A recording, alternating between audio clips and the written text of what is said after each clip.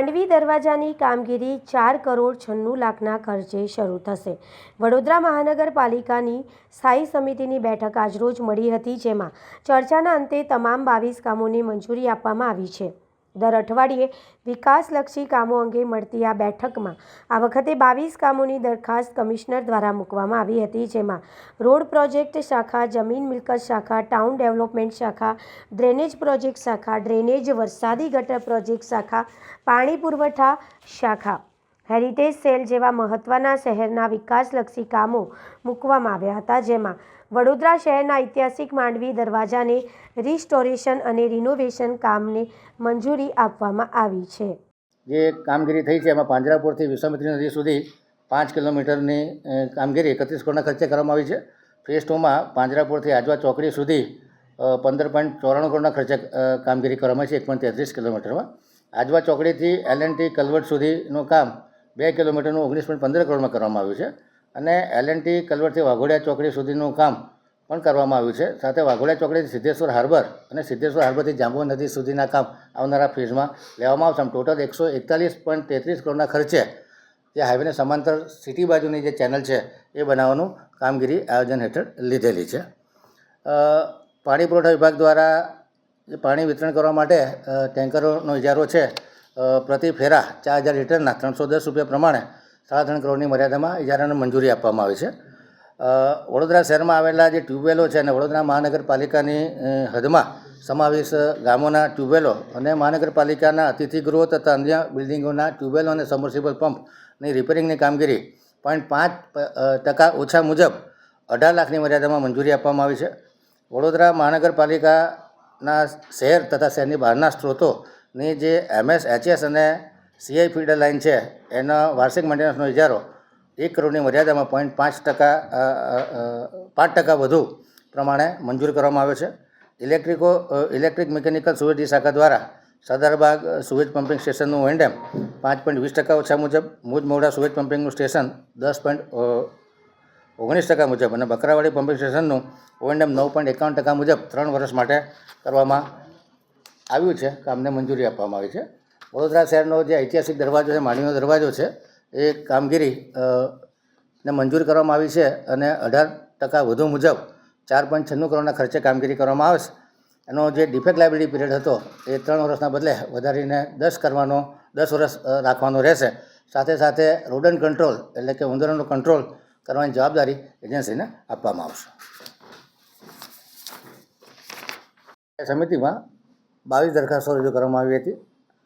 આમાંથી એક દરખાસ્તને જાણમાં લેવામાં આવી છે અને બાકીની 21 દરખાસ્તો મંજૂર કરવામાં આવી છે।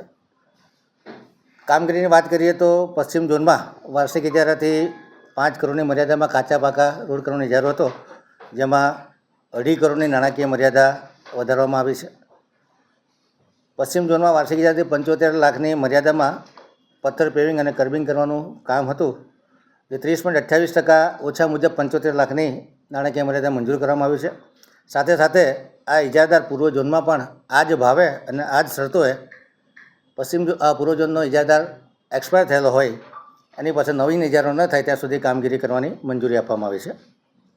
રોડ પ્રોજેક્ટ શાખા દ્વારા ઉત્તર ઝોનમાં 30 કરોડની મર્યાદામાં 18.75% વધુ મુજબ ઝોનના રોડના ઇજારાને મંજૂરી આપવામાં આવી છે। એવી જ રીતે પૂર્વ ઝોનમાં વાર્ષિક ઇજારાથી 30 કરોડની મર્યાદામાં 18.75% વધુના યુનિટ રેટથી કામ કરવાની મંજૂરી આપવામાં આવી છે। દક્ષિણ ઝોનમાં 35 કરોડની મર્યાદામાં 18.75% વધુ મુજબ પ્રોજેક્ટના રોડની કામગીરી મંજૂર કરવામાં આવી છે। દક્ષિણ ઝોનમાં 4 કરોડની નાણાકીય મર્યાદામાં કાચા પાકા રસ્તાનો જે ઇજારો હતો, જેમાં 3 કરોડની નાણાકીય મર્યાદા વધુ માગવામાં આવી, જેને મંજૂર કરવામાં આવી છે।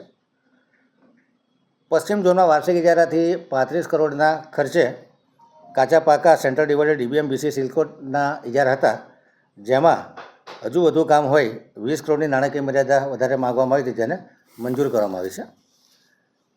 આ ઇજારો જૂનો 17.50%નો હતો અને જૂના એસોરથી થયેલો હતો, લગભગ 5.75% એટલે કે 1.5 કરોડ રૂપિયાની બચત થાય એવી શક્યતાઓ છે। મિકેનિકલ ખાતા દ્વારા પોકલેન્ડ હિટાચી મશીનનો જે ઇજારો છે 32.48% ઓછા મુજબ 1.35 કરોડ ની મર્યાદામાં મંજૂર કરવામાં આવ્યો। 1380 રૂપિયા પ્રતિ કલાક મશીનરીની ભાવ રહેશે. સ્વર્ણિમય ગ્રાન્ટ 24-25 હેઠળ જે 6 નંગ CNG fuel fire self propelled mechanical sweeper machine લેવાના છે. એ કામને મંજૂરી આપવામાં આવી છે. જમીન મિલકત શાખા કોમર્શિયલ દ્વારા શહેરી ફેરિયાઓ જે ધંધો કરે છે એના માટે જે સ્ટ્રીટ વેન્ડર હંગામી સ્ટ્રીટ વેન્ડર પોલિસી છે એને સૈદ્ધાંતિક મંજૂરી આપવામાં આવી છે. અને ફાઇનલ પોલિસી નીતિ નિયમો વેન્ડિંગ નોન વેન્ડિંગ ઝોન અને રજિસ્ટર્ડ વેન્ડરનું લિસ્ટ સ્થાયી સમિતિ મારફતે ફાઇનલ થયા પછી સામાન્ય સભાની મંજૂરી લેવાની રહેશે. જે ફેરફાર કરવામાં આવ્યો છે એમાં જે કમિટી બનાવી છે એમાં ડીસીપી ટ્રાફિક અને સ્થાયી સમિતિ ચેરમેનને એક્સ ઓફિસિયો મેમ્બર તરીકે લેવાના રહેશે. એ સિવાય નાના મોટા ફેરફારો સૂચનોને આધારે કરવામાં આવશે. ટાઉન ડેવલપમેન્ટ ડિપાર્ટમેન્ટ દ્વારા જે ટીપીનું કામ છે એમાં જે 4 એજન્સીઓ છે એના ભાવમાં 10%નો વધારો માગવામાં આવ્યો, જેને મંજૂર કરવામાં આવ્યો છે. વોર્ડ નંબર 17માં સુસેન સર્કલથી ભવંસ જતા રસ્તે પાર્ષિક સોસાયટીની બહાર સુસેન પમ્પિંગ સ્ટેશનમાં જતી મુખ્ય નળીકામાં ભંગાણ થયા હતા 67-3C હેઠળ 27,95,000 ખર્ચને મંજૂરી જાણમાં લેવામાં આવ્યો છે. ડ્રેનેજ પ્રોજેક્ટ શાખા દ્વારા પશ્ચિમ ઝોનમાં આગામી 1 વર્ષ માટે ડ્રેન નળીકા દુરસ્તીનો જે ઇજારો છે 1% ઓછા મુજબ 5 કરોડ નાણાકીય મર્યાદામાં મંજૂર કરવામાં આવે છે. ગોત્રી ગામથી લક્ષ્મીપુરા તળાવ સુધી હયાત પાકી વરસાદી ચેનલ ઉપર જે જગ્યાએ સ્લેબ ભરવાનું બાકી છે એ જગ્યાએ સ્લેબ ભરવાના કામને 18.59% એટલે કે 3,37,32,000ના કામને મંજૂરી આપવામાં આવી છે. આજવા ચોકડીથી L&T કલવટ જે નવીન વરસાદી ચેનલ બનાવવાનું કામ છે એ અલગ અલગ ફેઝ વાઇઝ કામ કરવામાં આવી રહ્યું છે. એમાં 24.78% ઓછા મુજબ 16.23 કરોડના કામને મંજૂરી આપવામાં આવી છે.